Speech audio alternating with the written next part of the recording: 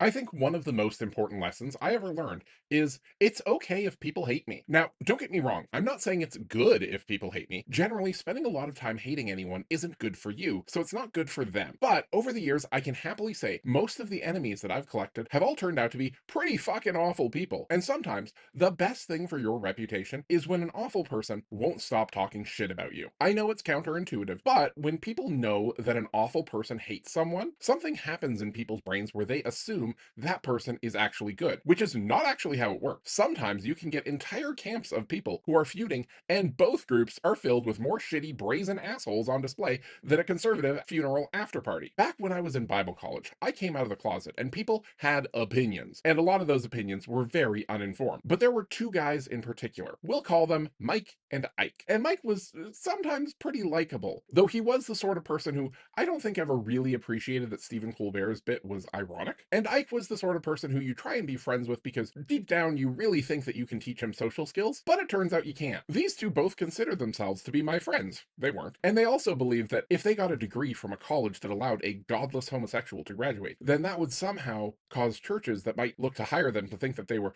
dirty liberals. And I was like, guys, they're going to take one look at your ill-fitted shirts and your pleated pants, and they are going to realize that the friends of Dorothy are no friends of yours. But you know what happened as Tweedledee and Tweedle Can't Talk to Girls made their way from lunch table to lunch table, preaching the evils of the chicken? There were a whole lot of people who previously would have never said that they were down with the gay, and they were more than happy to argue with these two assholes. Pretty soon, some of the smartest and most attractive people at school were all talking about how big of assholes these two guys were. They'd come up to me and say, "You would not believe the dumb shit that Mike and Ike were saying." And I'd be like, "Yeah, I told you that these arguments were dumb months ago." But they were like, "Yeah, but I never had anyone actually argue them passionately before, and it's ridiculous." The thing is, most of my classmates at that point would have all identified themselves as reasonably conservative, but most of them didn't give more than lip service to a lot of the hateful things that we were all expected to believe, because nobody really wanted to hate people that much. I mean, most people didn't want to. But when confronted by someone who truly believed that nonsense and how stupid you had to be to believe it, people were like, I don't know if I think the Bible is okay with gays, but I like the chicken and I don't like Mike and Ike. They seem really cruel and stupid. So I don't know who needs to hear this, but when people are talking shit about you, you don't always need to clap back. Often it's counterproductive. Sometimes you just need to let that person's shitty attitude